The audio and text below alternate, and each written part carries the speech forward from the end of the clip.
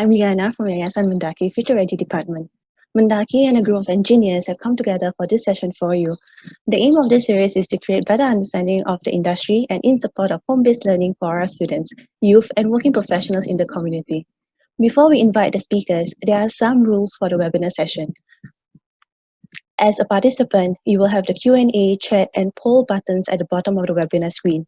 If you have any questions for the panelists, do type in your questions in the Q&A portion. We do not encourage you to type your questions in the chat function. We have gathered some of your questions asked through the registration form and consolidated it in this poll. We will now launch the poll. Kindly participate in this poll as the top few questions will be answered during the Q&A segment at the end. Without further ado, let's invite Mr. Shahril Taha, moderator for today's session. Mr. Shahril, please.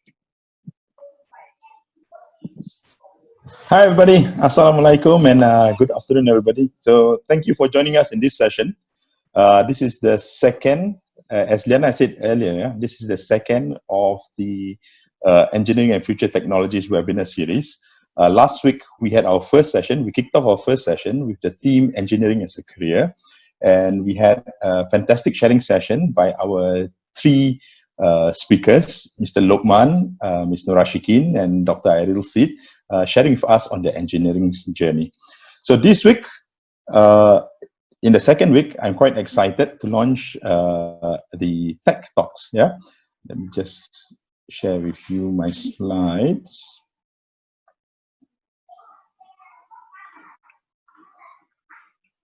All right.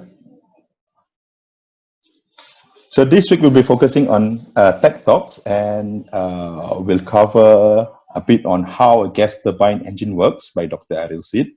Mr. Amir Zakaria will give us an introduction to robotics, and Dr. Ahmad Anwar would talk us through introduction for additive manufacturing. So the agenda for today, the first 45 minutes, we'll let the speakers share with us their experience in this field, and subsequently, we'll have a Q&A session for 15 minutes. Yeah. So as Liana said earlier, if there's any questions, type it into the chat box and vote for it, and then we'll try to address it. Yep. Okay. So before we begin, let me introduce the speakers. Maybe the speakers, you want to turn your video on and then wave to the guys as I mention your name. So Dr. Airil Seet. So Dr. Airil Seet is a functional and vibration lead engineer. He is also the whole engine design team lead for Rolls-Royce Singapore. He holds a PhD in aerospace engineering, specializing in unsteady aerodynamics, and holds a second upper BEng in mechanical and aerospace engineering from NTU. So Dr. Airil Seet holds 2 patents with Rolls-Royce for his invention during his time with repair development, and he is also the first Singaporean engineer to be awarded the Sir Henry Royce Award for Engineering and Technology. So Dr. Airil Seet, if you want to wave to the guys, the participants, sorry. Thank you, Doctor. Okay, next up, providing the introduction to robotics, we have Mr. Amir Zakaria, who is the robotics trainer at Robotics Automation Center of Excellence, RACE. So Mr. Amir Zakaria has a bachelor's in electrical and aerospace engineering from Queensland University of Technology. He is a robotics trainer at RACE. He directs the curriculum for robotics training. Not only is he experienced in robotics, he has also delved into the field of UAV, unmanned vehicle development, and he also does industrial 3D printing. So Mr. Amir Zakaria, maybe we can wave to the participants. All right, fantastic. And introducing additive manufacturing for this session, we have Dr. Ahmad Anwar, who's currently a research engineer at Republic Polytechnic. So Dr. Ahmad holds a first-class honors degree in aerospace engineering from NTU. He was also conferred the Doctors of Philosophy in the field of additive manufacturing from NTU also. So currently he's a research engineer working on urban farming solutions with IoT application. So Dr. Ahmad, maybe you can wave to the participants. And for myself, Shahril Taha, I'm the moderator for today. I'm still an engineer at heart. I'm driven by the passion to innovate, and I love working on change projects and my current passion right now is pursuing the next Industry 4.0 change program. I used to work in oil and gas, automotive, telco, and now I'm in the aerospace industry. In my last role, I was building facilities and factories in UK, Canada, Singapore, and Germany. So, without much further ado, let's kick off this session. Let's let Dr. Airil Seet kick off this session with introduction to gas turbine engines. Dr. Airil. All right. Assalamualaikum. Good afternoon, everybody. So just give me a minute. I will share my content. So can you see the slideshow? Yes, we can. Okay. Hi. Assalamualaikum. Good afternoon. I'm Airil. So today I'm going to present to you how a gas turbine engine works. Right.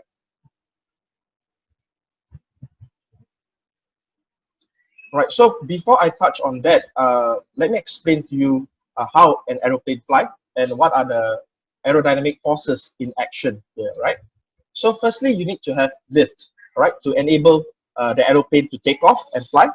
And this lift force needs to overcome the weight of the aircraft and the engine due to gravity, right? Then you need to have the forward force called thrust in order to enable the aeroplane to fly forward. And this thrust needs to overcome drag force that acts in the opposite direction. All right, so when you go on holiday, you see very big engines mounted on the aeroplane wings. And the main purpose of this gas turbine engine is actually to produce thrust, that forward force to keep the aeroplane flying forward, right? So I'm guessing many of you know who this guy is, all right? So this is Sir Isaac Newton. He discovered gravity and laws of motion, among many other things.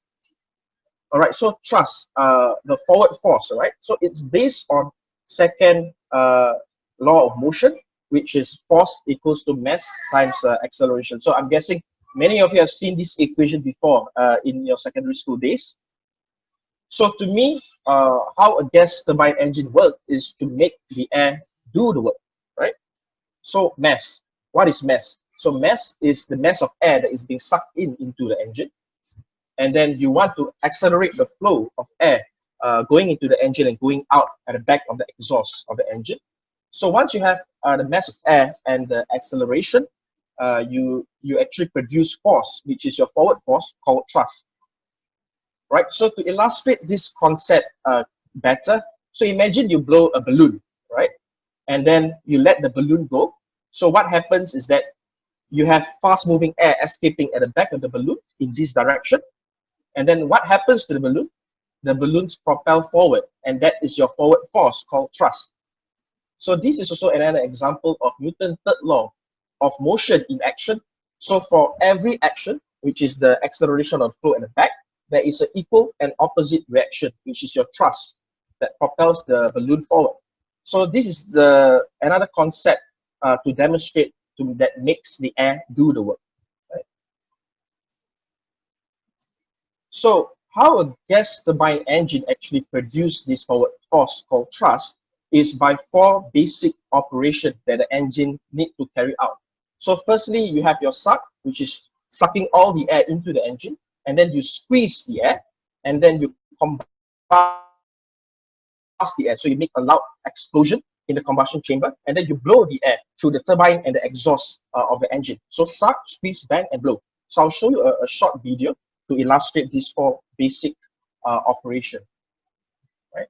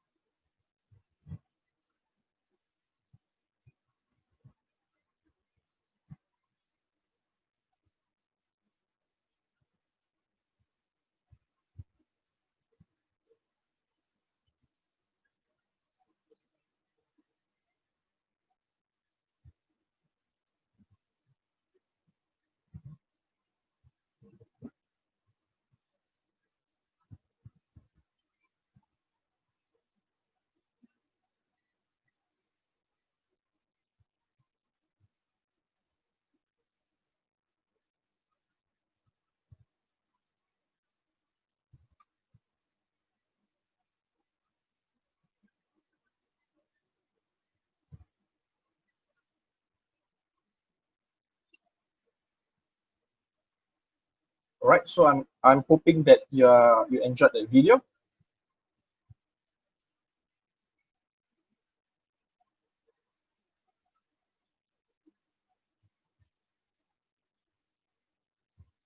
All right, so for the first operation, you have your sucking operation.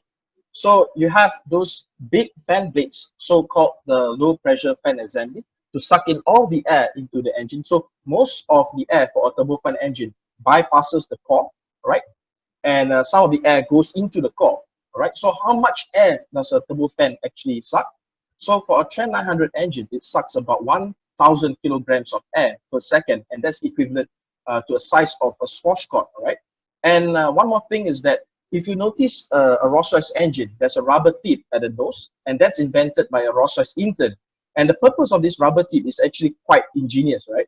So typically during winter times, and sometimes you have aeroplanes sitting out in the open for a very long period of time, and then you have ice depositing at the front of the engine.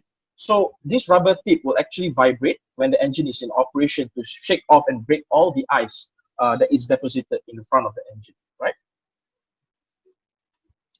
So now we look at how the fan blades have evolved through the years, all right? So since the 1980s, with the first generation of fan blade, it's have adopted a more of a honeycomb construction to minimize weight while maintaining structural integrity and strength.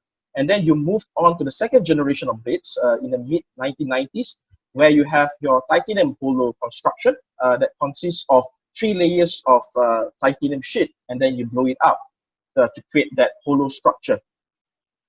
And another fun fact is that our Rolls-Royce Seletar plant in Singapore actually have one of the largest fan blade manufacturing facility in the world, right?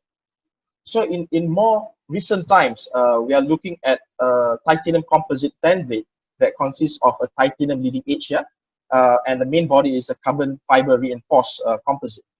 So our composite titanium fan blade alone saves a huge amount of weight, about 1,500 pounds per aircraft, and that's equivalent to 7 or 8 additional passengers traveling. So after you suck in the air into the core, you want to squeeze the air, right? So in the compressor, it consists of a number of stages of stator vanes. As you can see here, it's stationary, doesn't move. And then also it consists of compressor blades that are rotating. So as air moves through these compressor stages, it actually gets squeezed even more. So air pressure actually increases through these stages. So for a Trent 1000 engine, it has an operating pressure ratio of 50:1. So meaning to say that if you were to start at the inlet with a pressure of 1 kilopascal, at the end of the compressor station, it's going to squeeze, and the outlet pressure is going to be 50 kilopascal. So it increased 50 times that amount it starts with, right? So once you have that compressed air, you channel it through the combustion chamber, then you burn it. So you ignite it, and then you have fuel spray nozzles to spray fuel and mix it together with the compressed air and ignite it, causing combustion, right? So the temperatures in the combustion chamber can go up to really high, about 1,600 degrees Celsius, which is nearly the half of the temperature of the surface of the sun, right? Imagine that. So once you have that hot expanding air, right, it's then being channeled into the turbine stages, and then rotating the turbine at a very fast speed. And the turbine will then turn the compressor stages and the big fan in front of your engine, right? So the temperatures here are ridiculously hot. So it's a very harsh environment that the components are exposed to, right? So the components around this area are a little bit special. So take, for example, the HPT turbine blade, as you can see here. It has a couple of unique features about them. So firstly, I think you can see that it has a series of cooling holes on the airfoil surface. So you channel the cooling air from the compressor up to these cooling holes to create that envelope of cooling air surrounding the turbine blades. So to make sure that your turbine blade doesn't melt, doesn't deteriorate that much, right? So, and it also has a special coating called the thermal barrier coating to help to withstand this kind of harsh environment and high temperatures. So another fun fact is that at takeoff, each of these turbine blades actually produce over 800 horsepower, and that is equivalent to an F1 car, right? So a lot of work there. So let me explain to you two most common gas turbine engines. So you have your civil turbofan engine that you normally see mounted on your Singapore Airlines plane, and then you have your military turbojet engine that you normally see at the back of a fighter plane, like an F-16 plane, for example. So these two engines are examples of gas turbine engines, but there is one fundamental difference about them, is that they generate thrust differently. All right. So in order for me to explain this difference, I need to introduce you to a term called the bypass ratio. All right. So what is this bypass ratio? So take, for example, a civil turbofan engine. So you have your big fan sucking in all the air into the engine. So this air is being channeled into two areas. So one bypasses the core of the engine. So we call it the cold bypass air. And then some of the air will go into the core of the engine. So the bypass ratio here is actually the mass of the cold bypass air over the air that is sucked into the core, right? So for a civil turbofan engine, it actually has a very high bypass ratio. And take, for example, a Trent 1000, it has a bypass ratio of about 10. So what this means is that most of the thrust that is being generated by a turbofan engine is actually produced by the cold bypass air here, right? So when you look at a military turbojet engine, it's a bit different, right? So as you can see, most of the air that is being sucked into the engine is being channeled directly into the core of the engine. So most of the thrust is being produced by the hot exhaust air coming out from the back, right? So typically a turbojet engine has a very low bypass ratio, about 0.4, all right? And one thing special about a turbojet engine is that you can have afterburners at the end, at the exhaust, to further ignite this hot expanding air to further give that acceleration that the fighter pilot need, right? All right, so I've come to the end of my short presentation, and I'm really hoping that I can ignite some of the passion in engineering. And personally, I'm very excited to see what the future brings, especially with emerging technology, with newer design of engines such as your turbofan here, and your hybrid electric engines here. And then you have your innovative, radical airplane designs that I'm looking forward to see in the future. And I've been in industry for about 7 years now, and I'm still learning every single day. There's so much things to learn.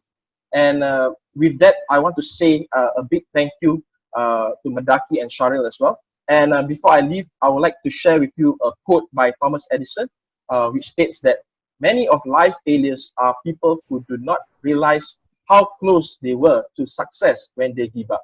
So with that, thank you so much. And I'm hoping to see some of you becoming engineers one day, inshallah. Right. Okay, thank you, Dr. Airil. Thank you for that very interesting session on how a gas turbine engine works. So I hope, as he mentioned, and I guess, pardon the pun, he ignites your passion for aerospace engineering and gas turbine engine. So a lot of good things there, from refreshing our memory on Newton's second law of motion. Talked a bit about the bypass ratio and all the interesting fun facts of a jet, or rather a gas turbine engine, even operating at the core temperatures of 1,500 degrees Celsius. Fantastic. So thanks a lot, Dr. Airil. Next up, we have Amir Zakaria. Amir Zakaria, I've known Amir since he was a young boy, maybe about 4 or 5 years old, and I'm really glad to see him here today. So as mentioned, Amir is the robotics trainer at RACE, which is a Robotic Automation Center of Excellence. Not only does he deal in robotics, he works with a lot of the latest technologies, from UAV to even industrial 3D printing. So Amir will walk us through introduction to robotics. Amir, take it away, please. Thank you, Sharif, for the introduction. Very kind words. Okay.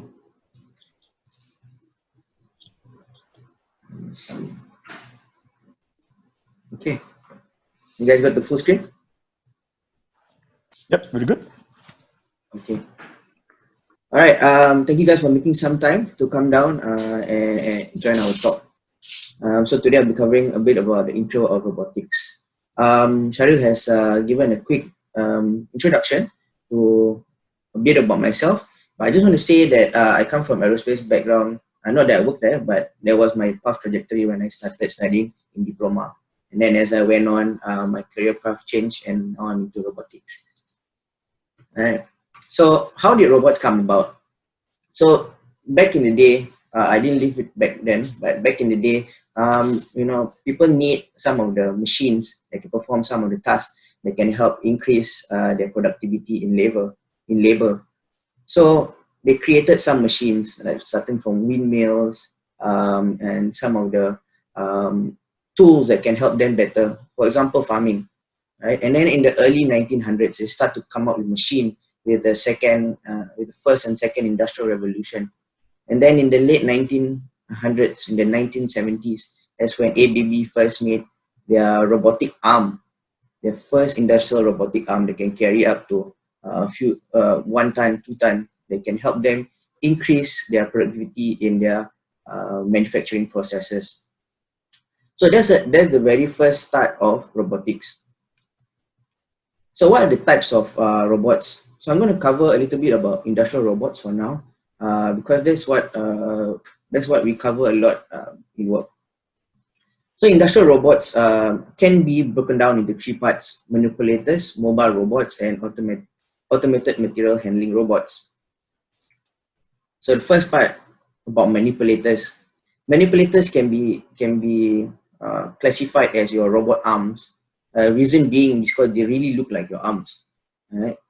So when you talk about industrial robots, manipulators are one of the most common ones, and you have different brands for now. And started from ABB, and then now you have KUKA, you have even Universal Robots for now. And some of the parts that they make up of are your joints. So the joints are typically made up of your servo motors and harmonic drives. These are special types of motors that can help increase your accuracy in movement. And then at the end of it is your end effector. They are your grippers or your fingers, right? So this itself is another type of field of study. End effectors, there's many different types. Brands like OnRobot, they got suction grippers, they got claw grippers. So that itself is another field of innovation. Then last but not least, you have your motion controller. Of course, you need your computer to help compute the movements of the robots. So these are the different possibilities of manipulators. The robot arm do not just come in one type of design. So many designs have been came up with over the years. And we have types like polar, cylindrical, Cartesian, and SCARA is one of the interesting ones that I will show you. And the photo you see here, it's called the Delta robot, and it works in a whole different way as well. So let's just take a look at it. So when you talk about manipulators, there's series and parallel manipulators. Series manipulators are your typical robot arms that you usually see in your TED Talks, in your documentaries. They are motors that have been mounted onto another motor and then mounted on another motor, so they can control the movement, something like that. Whereas parallel manipulators are motors that are mounted independently but joined at one point. So as you can see here, the figure on the right side, that's an example of a parallel manipulator. To help a little bit with with how it looks like, so I'll be showing you a video on SCARA robot. So this is a SCARA robot that is a typical robot arm manipulator. So you can see that how fast it moves, and the reason for robot arms being deployed is it definitely helps you increase your productivity, helps you with the manufacturing processes, and the speed that it moves unparalleled to a human labor worker. Okay. So this is an example of a series or a serial manipulator when you have motors mounted onto one another. Okay. And now I'll show you parallel manipulators. Let's fast forward a little bit here. So you see that they have motors independently mounted, and then they join at one point. That's where the gripper is. That's where the end effector is at. They help you come with a wider range, and they can move a lot faster that way. So that's an example of a delta robot. So a series and there's parallel manipulators. So those are two kinds that we can classify industrial robots. Okay. Well, the newest technology right now and making the waves is collaborative robots.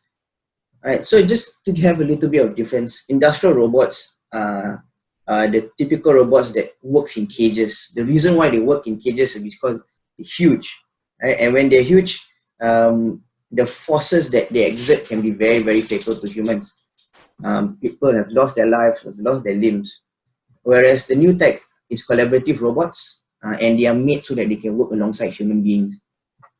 This to ensure that safety is there, and when there's a minor contact with a human being, the collaborative robots will stop. Not just that, is the ease of use of these robots, where they are smaller, they are lighter, and humans are able to move them and teach the robot how to move. So other than those robot arm technologies, we have mobile robots. Right? Mobile robots are robots that are able to move around the environment using wheels or legs. Okay? It helps you perform tasks such as your vacuuming or assisting human beings. So what you see here is a robot by Milverse Robotics, and they help with the logistic operations in a warehouse setting. You can see it's carrying a load, and then it's bringing it from one point to another. And all of this is done automated, right? Meaning it's already pre-programmed. It goes there, picks something up, and drops it off. And one of the latest news was shared with me yesterday by Brother Lukman was that a robot that looks like a dog has been seen in Ang Mo Kio Park. I don't have a photo of it here, but you can check it on the news. So that is also a mobile robot. Another mobile robot you can see here is an excerpt from Straits Times. Is robots being used for the current COVID situation? Right? So these are mobile robots that have cleaning tools attached to them. You can see on the left side, which is called the XD bot, which is developed by NTU, or in NTU, it's called the Extreme Disinfection Robot, where they have a robot arm mounted on a mobile robot, and then it sprays disinfectants. Right? And then on the right side, you see Sunburst UV robot, which is what my company has been working on. Some of my colleagues have been working really, really hard on it. Is an AGV that has a UV light mounted on it. And then what the UV light does is that when it emits the light, it helps kill the viruses. So humans shouldn't be around it as well. So these are the types of innovation, and these are the types of scenarios where robots can be used for good. And with problems, humans will always come with a solution. All right. So those types of service robots that you see, robots that go out and do some sort of service. What are the other types of service robots that are out there? Entertainment robots, we have social robots, medical, and field robots. So field robots are something we've already covered earlier on. Other types of field robots, they don't have to be on land, they don't have to be walking with legs or wheels. Some of them can be in the form of UAVs, or better known as drones. UAV stands for Unmanned Aerial Vehicles. And what you've seen earlier on were AGVs. And we also have autonomous underwater vehicles or unmanned surface vessels. And these types of robots, you can imagine a boat with no human being and being remotely controlled or autonomously controlled. So those are the types of field robots which are also very, very interesting in this field. We also have medical robots. As you can see, the robot on the right side, it's called the Da Vinci. And this robot assists the doctors or the surgeons with some of the surgeries where they provide precision, right? Robots, you can move without shaking, you don't have shaky hands.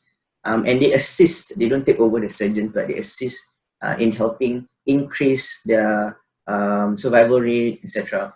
We have robots on the left side, which is a nurse robot that can help transport some of the patients from one place to another without having an actual nurse putting the nurse in jeopardy. For example, this current COVID situation. So this is one of the things that might be very, very familiar with most of you. Well, one of the first few famous ones are the Roomba. Is the kind of like robot vacuum robot that you just press on and then it just goes around your house, cleaning your house. So that's actually a type of robot. Reason why it is because it's making its own decision as it moves around.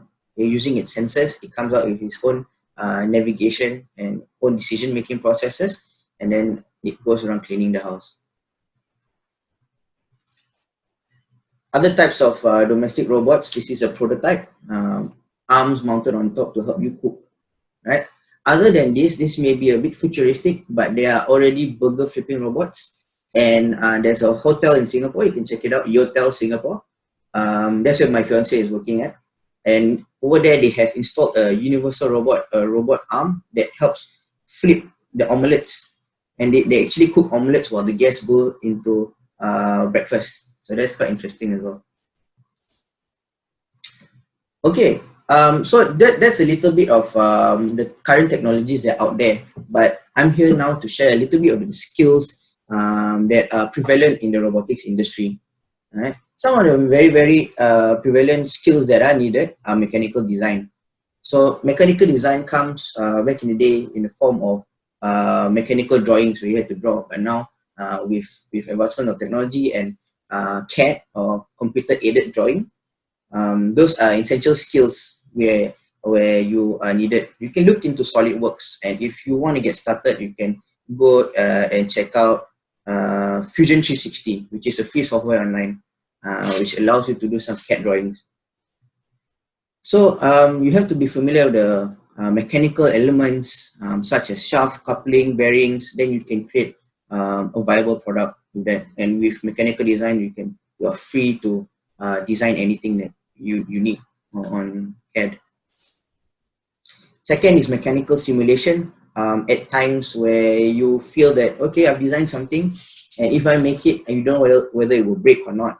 So that's where you will have mechanical simulation. This is a simple type of mechanical simulation using finite element analysis, where you design something and then you put simulated stresses on it to see how well it will do under pressure, so that when you build something, you know that it won't break and waste your money. So that's where simulation can come in and help out with a lot of the prototype designs. Well, electrical and electronics is definitely one of the main things in robotics, where you go into prototyping. Soldering is also a skill you can easily pick up a soldering iron, you can try it out. Signal processing will take a bit of programming. Control theory is something that you might also go into deeper into robotics. Power electronics, just a simple DC voltage pass into your small machines that make it work. They are also skills that you can help build on and relevant.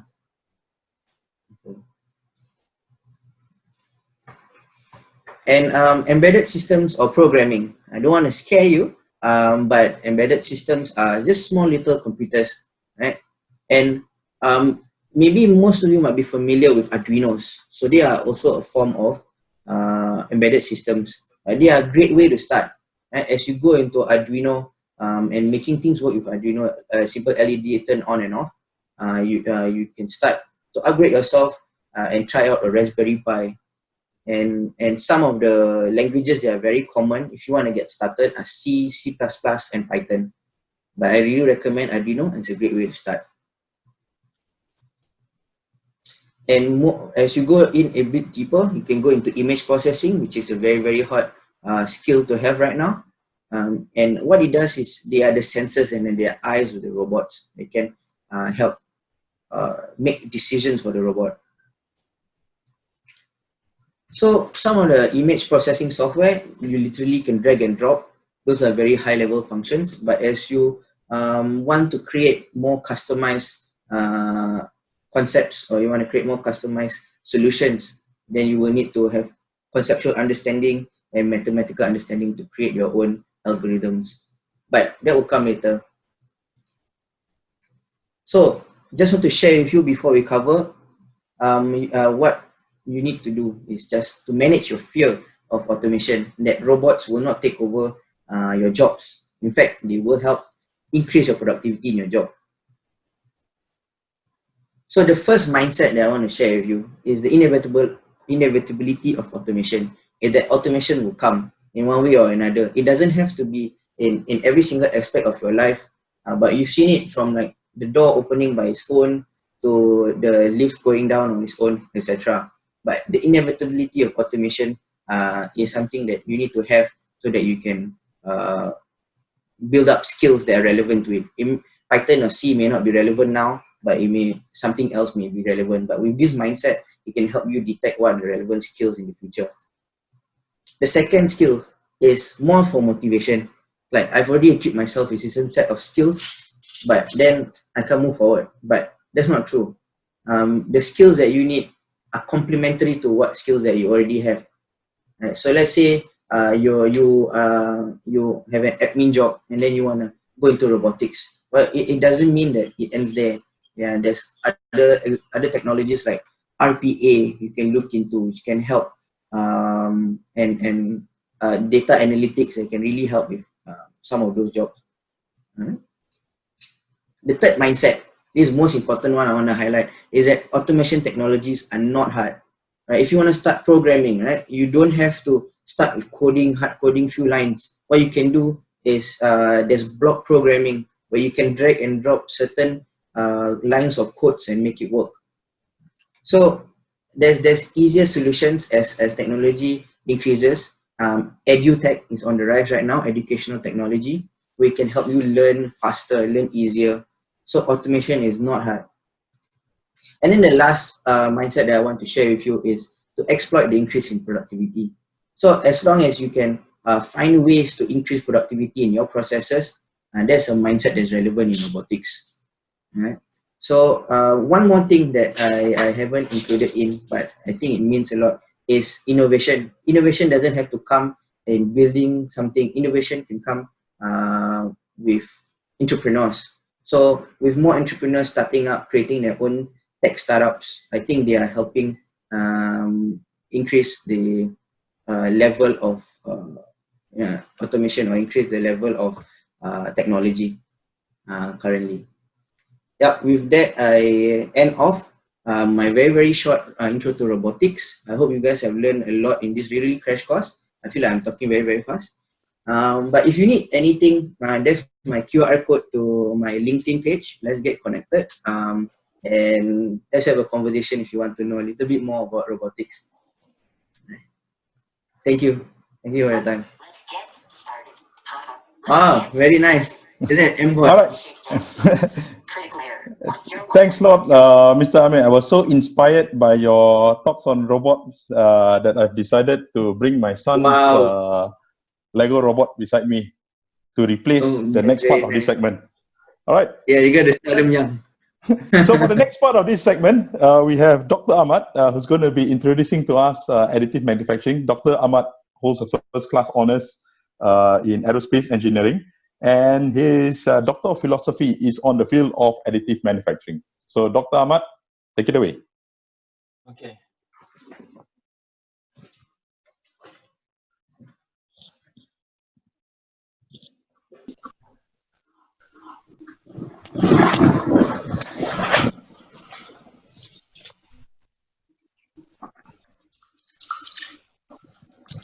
Can I start?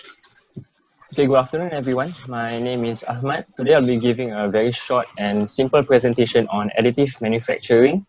It's also known more commonly as 3D printing. Okay, before I formally start my presentation, I would like to play this short video clip. It will visually demonstrate how 3D printing works and also some of the applications that it has. Okay, I'll play it now. 3D printing technology is already changing the way we produce objects, from tools and toys to clothing and even body parts. 3D printing is part of a process known as additive manufacturing, where an object is created by adding material layer by layer.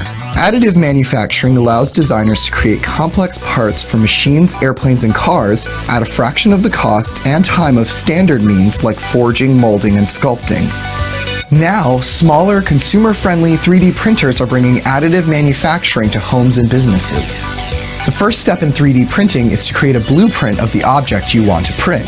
You can use modeling software like Blender to create your own designs, or you can visit websites like Thingiverse or Shapeways to find objects other users have 3D modeled. Once you have a finished design, it's time to send it to the printer. Some printers, like the MakerBot Replicator 2, have renewable bioplastic spooled in the back of the device, almost like a string. When the printer receives the data, it pulls the material through a tube, melts it, and deposits it to the plate where it instantly cools. As you can see, the 3D object is created through layering, where the printer will add one layer of the object at a time until you have a fully formed structure.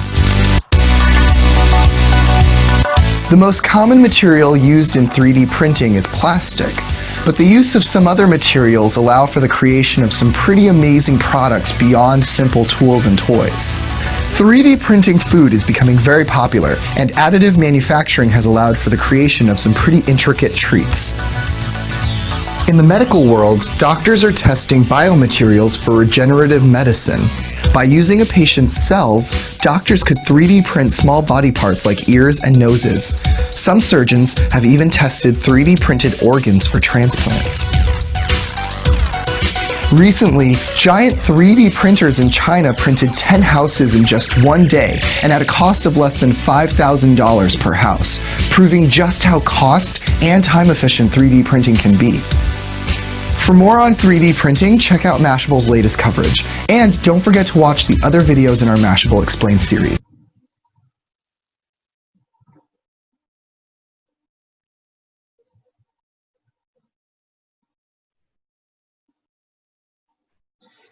Okay, as you have watched from the video, I think most of you have a rough idea of how additive manufacturing works.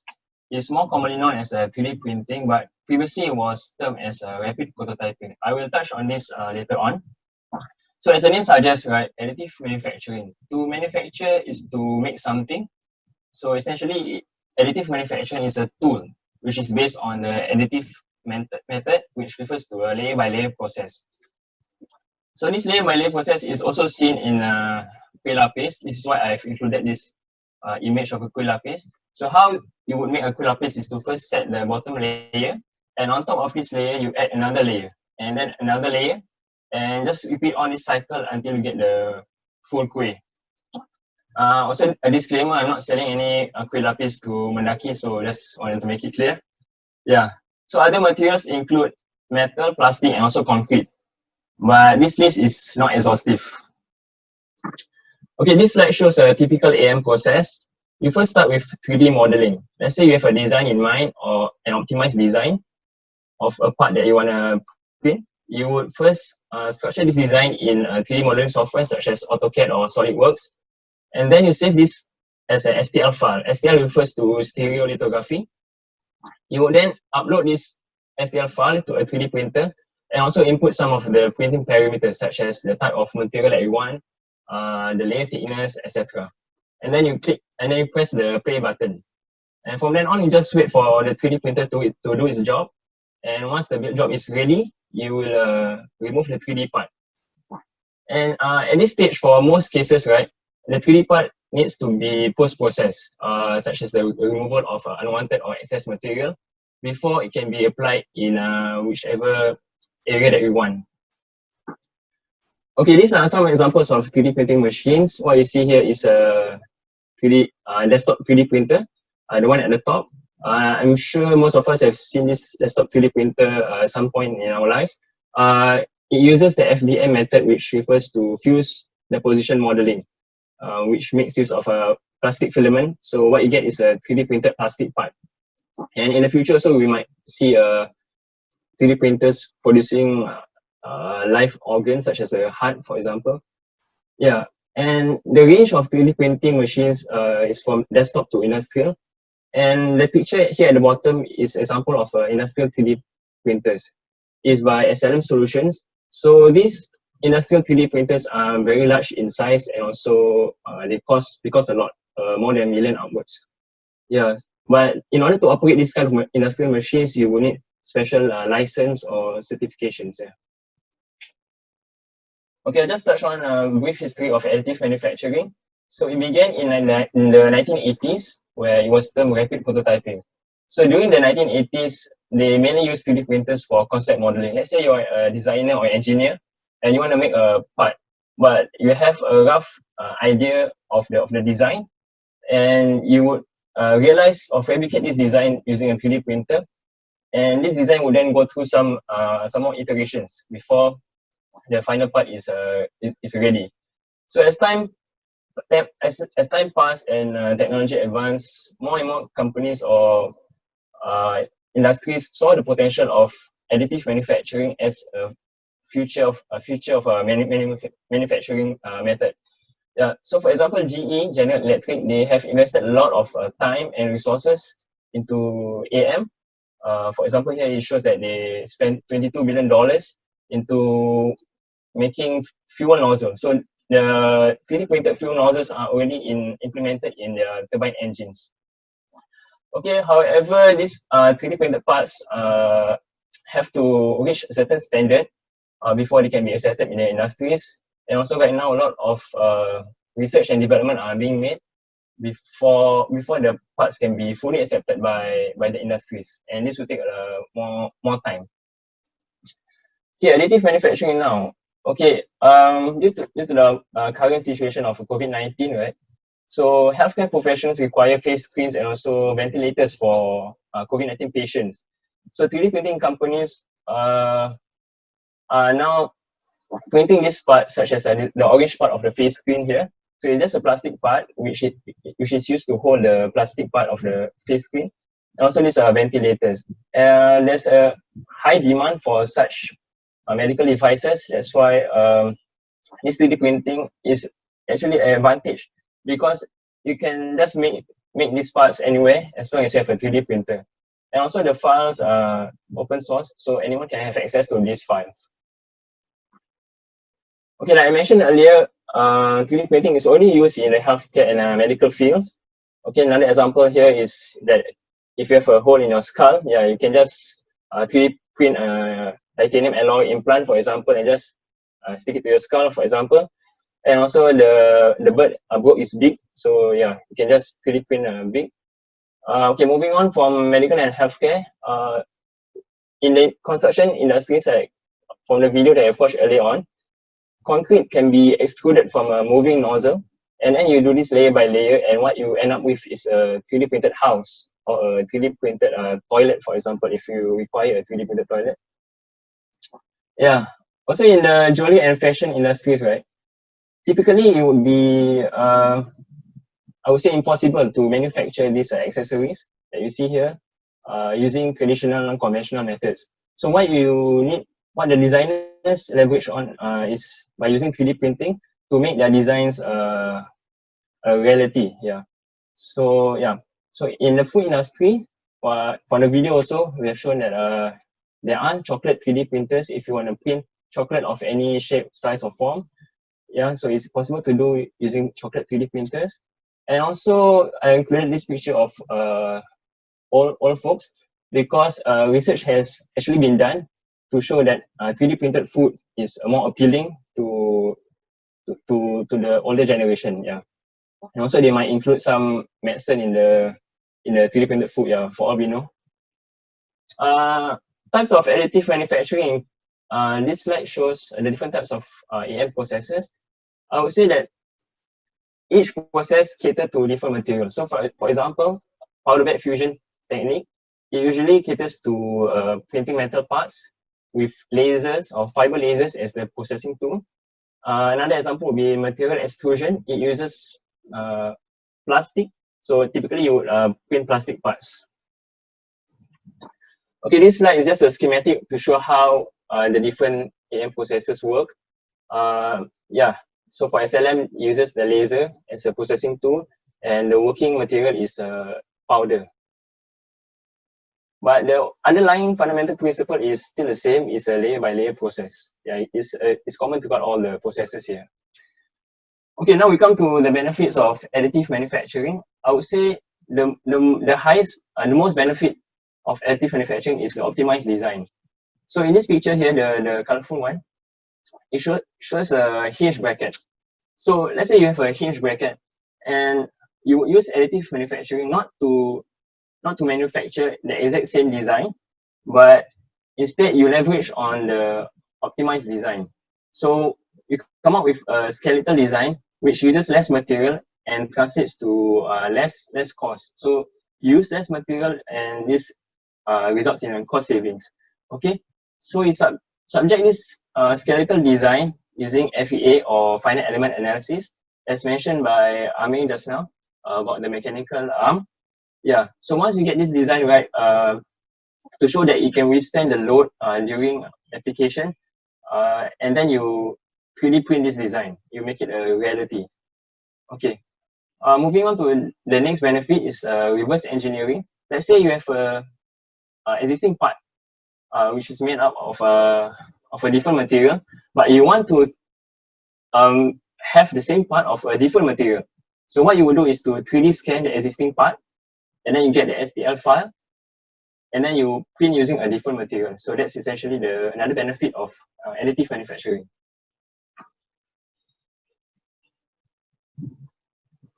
Okay, moving on to the next advantage.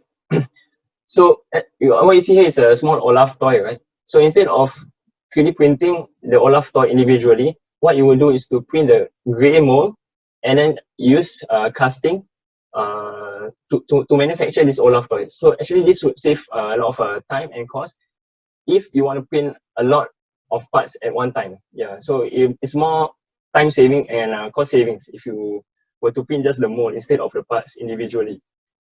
Okay, moving on to the next benefit is a complex part manufacturing. So what you see here is Adidas sneaker.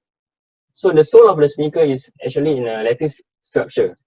So this lattice structure is impossible to be made using traditional conventional methods. So that's why Adidas 3D printed this sneaker and market it as a very special and unique sneaker. And the picture beside is a turbine blade 3D printed by Siemens. As mentioned by Dr. Airil just now, these turbine blades, they have cooling holes within them. And to manufacture or to repair this turbine blades is actually very, very troublesome using traditional methods. So additive manufacturing helps in this sense. Okay, traditional versus additive manufacturing. This is just to show that traditional manufacturing is usually subtractive manufacturing. And you start off with a bulk material, and what you end up with is a lot of waste. However, this is in contrast to additive manufacturing, where you start off with the amount of material that you would require, and then you get the same part that you get, but minimal waste. Also, this waste can be recycled for the next build job. Okay, some cons of additive manufacturing. Okay, firstly, what you see here is a 3D printed part using the powder bed fusion process. It has metal support structures. So these metal support structures are necessary during the build process because it helps to reduce the thermal gradient and also helps to support overhanging structures.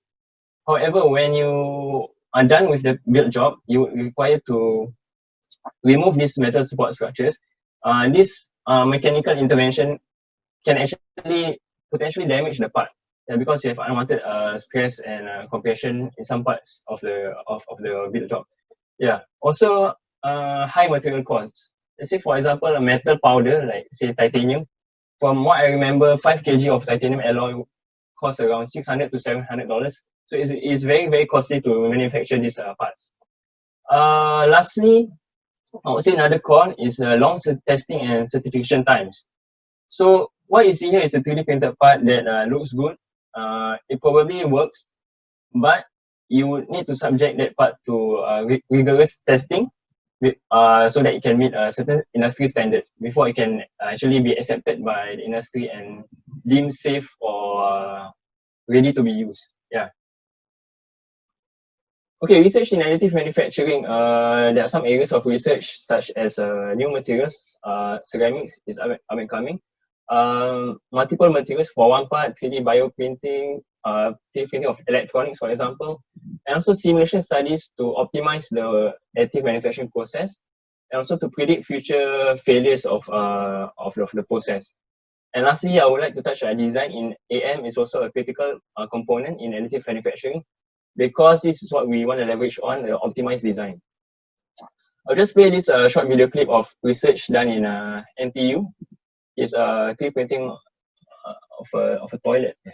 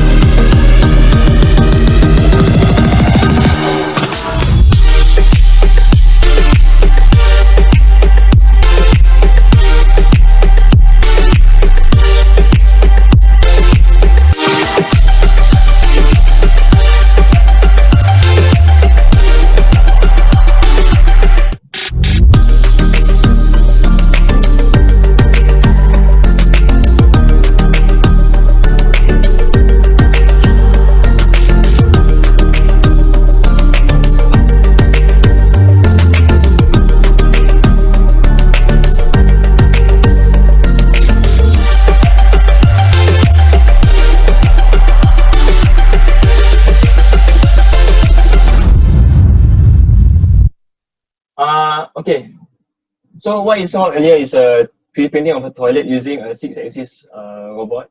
So there are overlaps between 3D printing and also robotics or automation. So I think that's quite interesting.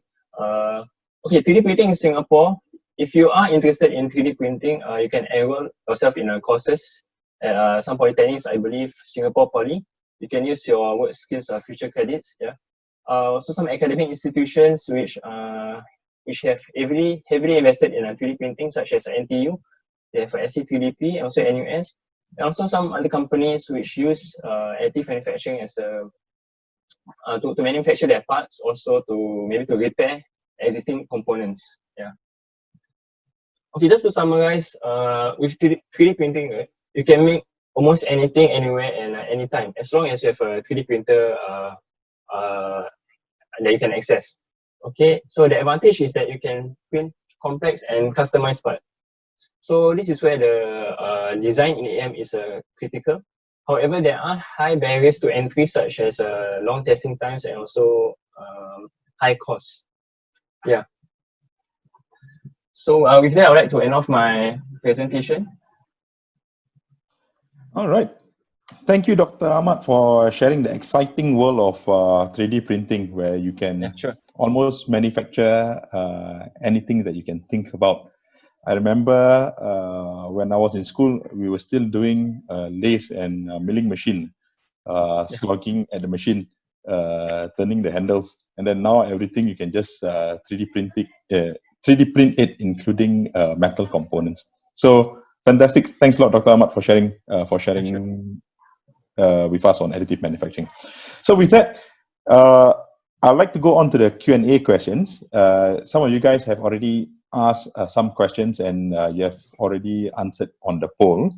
I'll kick it off with a question for Amir. So Amir, how do I gain skills to do robotics, and how can one get started with robotics in Singapore? Good question. Thank you so much, Airil. A good question.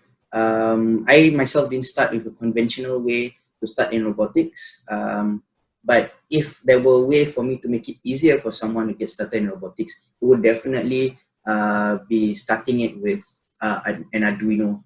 So an Arduino is a small set, a small computer that you can just plug and play, and then literally download the software and run some codes in. And Arduino is one of the greatest way, because you're already starting it in secondary schools, where you can just download a code somewhere online and just plug it in, plug a simple LED to turn it on and off, etc. So the reason why I recommend starting with Arduino is that once you see that you've coded and it came out from your own code and run it, and then you see the light turn on and off by your you made it happen, you get a sense of motivation to try something a bit more daring, try something even more. Next, you're going to try turning a motor. Like, okay, I can turn a motor now. Let's create a robot arm, for example. Okay, I can do that. Let's do a drone now. So that's how conventionally people get started with Arduino. So of course, when you're young, you start with the Lego Mindstorms, but they can cost quite a lot. But Arduinos are pretty cheap. You can get them below $50. Start playing around. Once you really get the hang of it. Oh, by the way, Arduino is coded in a variation of C language. So once you get a hang of Arduino, it's easy for you to transition into C. And once you get the hang of C, Python will be a lot easy for you to get your hands on and try coding. And if you really want to bring it to the next level, once you've mastered or have a certain level of competence in Arduinos, you can go into Raspberry Pis, which are single board computers. So most of your computers right now are like quad core, octo core, core i7, something like that. But Raspberry Pis are single, they're just one chip. So their computation power is not so high. It's not so strong, but it will help you with the next level of robotics that you want to increase on, and then you will go on to learn more OSs like Linux, etc. But if you really want to start, I recommend Arduino, and then follow up with a Raspberry Pi. And there are so much resources online. The internet is your oyster. All right. All right. Thank you, Amir, for sharing with us using Arduino, and I really thank you for sharing with us something that's cheap as a father of 3 kids, and I think Dr. Airil also can attest to that as a father of 4 daughters. A cheap option is good. So thanks for sharing on that. So the next question goes to Dr. Ahmad. Yeah. The question is, I would like to work in the 3D printing field, and what must I equip myself with? So Dr. Ahmad.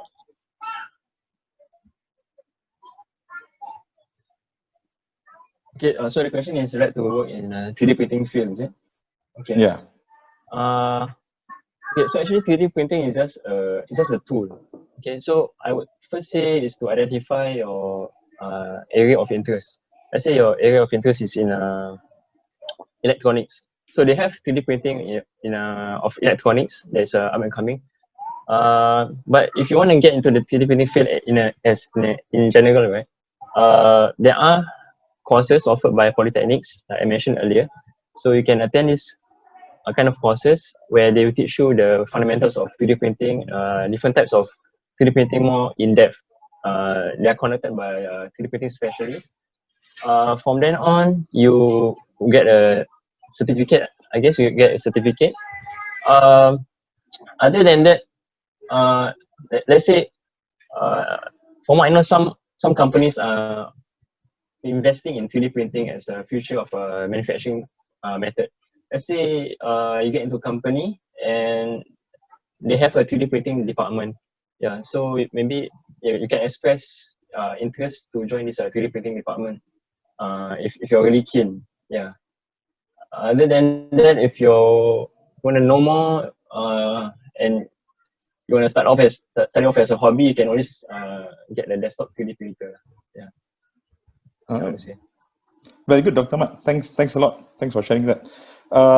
Third question goes to Airil. How can we become competent gas turbine engineers in terms of knowledge and technical abilities? Okay, so I'm assuming that the person that asked this question have a job as an engineer already. Okay, so for the students that wants to go into engineering, my advice to you is that always remember the concepts that you learn in school, be it in secondary school or tertiary institution, because as an engineer, your foundations needs to be very strong. your concepts need to be very strong as well. So for example, if you learn about aerodynamics, fluid mechanics, so most of the time when you carry out your exam, you basically control alternate delete, you delete everything from your brain. But my advice to you is that you retain that knowledge, because you will need to use that knowledge if you're going to be good engineers, right? So your fundamentals need to be strong. And then I'm hoping that the company that you are in offer training courses or programs that will basically increase your level of competency along the years. So typically, as a fresh engineer, you'll probably take about 2 to 3 years to be competent enough to do your job without much supervision, right? So for me, for my experience in Rolls-Royce, I'm posted a lot overseas in UK. So I get the opportunity to sit down beside a specialist that has been in the company for a very, very long time. So you get to ask questions, you learn on the job. So you get assignments, projects, investigations. So you ask questions, you keep asking questions. That's what a good engineer is. You keep thinking, especially critical thinking, asking the right questions, right? And then, of course, you need to have the necessary exposure and breadth of projects and investigations as well. And then, as you go along the years, you increase the depth of your work as well. So you increase that level of complexity in your task, and also the impact of your work to the business. So I think that's how you systematically increase your level of competency. All right, thank you. So maybe we have time for just about 2 more questions at most.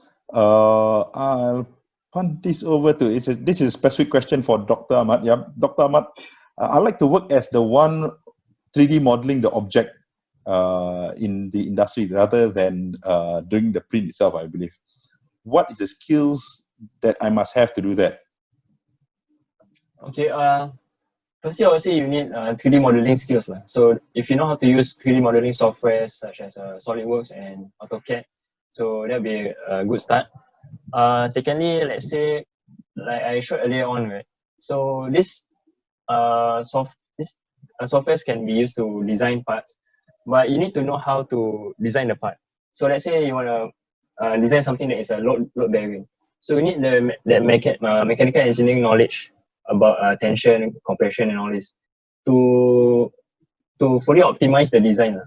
And then from that design, you will do finite element analysis. So this is a simulation software. A simulation software such as what is it called? Abacus. I think Abacus is a simulation software where you can test out your design. So to see whether or not it can replace the existing part. Yeah. So you need 3D modeling software and also finite element FEA knowledge. Yeah. Before I think that's a critical. If you want to be a AM designer. Yeah. All right. Fantastic. Thanks for sharing, Dr. Ahmad. I remember those days when I was still doing 3D design, switching from SolidWorks to FEA and seeing the red, amber, blue, and the rainbow. The rainbow, and seeing us being able to lighten the part while still managing the same forces going through it. I think that's quite exciting. Yeah. Okay, so I think we have one last question. Time for one last question. So the last question is, where was this? How can engineers help to fight global warming? I'll answer it first, and the rest of the panelists can chime in. So how can engineers help to fight global warming? So I think there's a couple of ways in this space. So as an engineer, first and foremost, you can work in that particular field itself of environmental engineering. So this could be dealing with alternative forms of propulsion or alternative forms of energy creation. Like we were talking last week about electric propulsion. So as an engineer, you could be working in those space. You could be working on photovoltaic cells, or you could be working on turbines, whether it's wind turbine or sea turbines. That's definitely an alternative or a cleaner source of fuel compared to carbon fuels. In fact, next week, when we have Mr. Aziz Merchant, who is the Executive Director for Keppel Marine Technologies. I believe we'll touch a bit more on it as part of Industry 4.0 also, what to look forward for in the future. And on top of that, as engineers in our current day job, yeah, we may not be working in radical global warming tasks or jobs at the moment, but everything you do, you can always take into account the environmental consequences. So for example, if you are designing a part, you also design it with the manufacturing ability, or rather the manufacturing process in mind, to reduce the amount of wastage, to use less material. That definitely contributes everything to that. Or if you design a process line or process clean line, how do you minimize waste or discharge going into a land, or how do you contain those discharge? So these are the things that you can definitely be a part of, and every little step matters, or every little action matters. So I don't know, the panelists, do you want to add any more to that? Yeah, sure. Maybe I can go. I think every single engineer in whatever department you're at, I think the ability for engineers to innovate new processes that can help reduce the carbon footprint. I think overall, collectively, all of us can help with global warming. For example, simple initiatives like your department just recycling the bottles or something, or even creating some sort of processes that can help reduce plastic waste or something like that. I mean, we're engineers, we'll think of something to bring down the carbon footprint. And I think regardless of whatever industry you're in, everyone has a part to play. How about Dr. Airil, when it comes to engineers fighting global warming with regards to gas turbine? I got a few points. I think if you were to look at what Rolls-Royce or other major aerospace companies are doing, so they are, I would say, investing a lot in the geared turbofan engines, right? So if you have the geared turbofan engines, you can actually turn the fan at a slower speed, and in that way you actually burn less fuel, and then you have a lower carbon emissions as well, and improving efficiency. And then I think, as what you mentioned, we're also looking at hybrid electric engines. So in the future, you're gonna have like Tesla, flying out there. So this will also help in reducing the carbon footprints. And I think I'll just share a short story. After I graduated, it was 2009. We were really into clean energy at that point in time, and I think if I can inspire people in the future to look at renewable source of energy, that would be really great. I had the passion to do wind turbines as well, and students can actually look at creating small wind turbines, in fact, that you can place on top of HDB buildings, for example. So these kind of ideas are always welcome, right? So I think, as what Amir mentioned, engineers, you need to be innovative. Nothing, you cannot restrict yourself into being normal or thinking normally. Yeah. All right, fantastic. So, Dr. Airil, that actually leads me, as you talk about HDB and the top of HDB, that leads me to Dr. Ahmad to bring home on how can engineers work towards fighting global warming, and maybe you can share with us the work that you're doing at the moment. Oh, okay. So I start with respect to additive manufacturing. Right? So essentially, if you place 3D printers everywhere in the world, then you just eliminate the need to like import and export parts. So this would, I guess, reduce some carbon footprint. Yeah, because in transportation and all this. Well, okay. With regards to my current work, I'm working as a research engineer at Republic Polytechnic. But right now I like to identify myself as a urban farmer. So the idea is to put these urban farming systems on the rooftops of HDB buildings or multi-story car parks. So this is in line with Singapore's 30 by 30 vision, which is to produce local vegetables and food supply up to 30% by 2030. Yeah, so this type of innovations and IoT applications is required to to to to make this a possibility in the future. Yeah, so different type of engineering ideas and are always welcome. Yeah. All right, thanks for sharing. So I think all the panelists have shared how engineers can, or the many ways in which engineers can help to fight global warming. And this actually leads us to the next week's session for Industry 4.0, where managing global warming, talking about the new technologies, robotics, AI, talking about additive manufacturing, we'll pull it all together into what is the changing landscape for the future. So before we end this session, maybe if we would like to invite everyone to take a picture just to commemorate this session. If everyone could come on and then turn on your videos for us to share this interesting moment.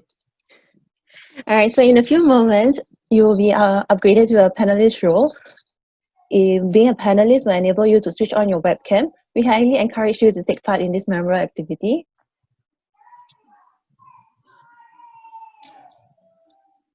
Don't be shy.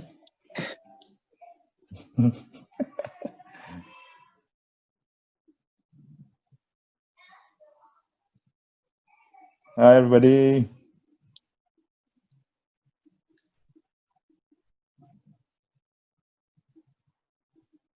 Turn your webcam, say hi.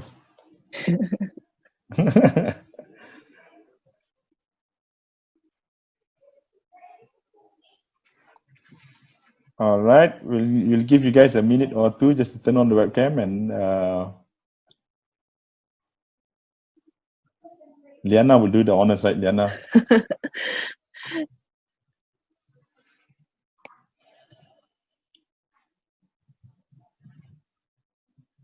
Anyone else would like to join us? Anyone else like to join us?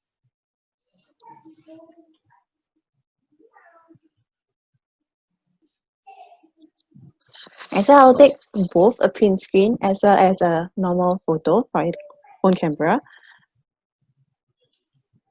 So on the count of 3, let's do this together. 1, 2, 3. One more. 1, 2, 3. All right.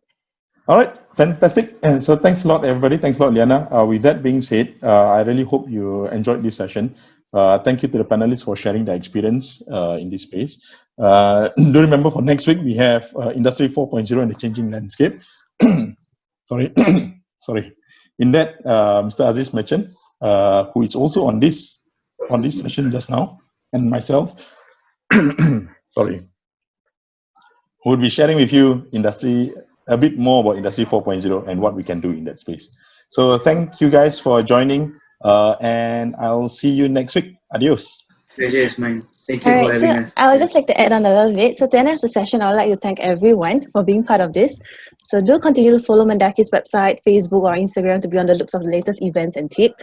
After this session, there will be a feedback form. Do participate in that, as your views will help us to understand and curate future sessions. So we meet again next week for the last session of this series to know more about Industry 4.0. Have a blessed weekend, everyone. Stay safe.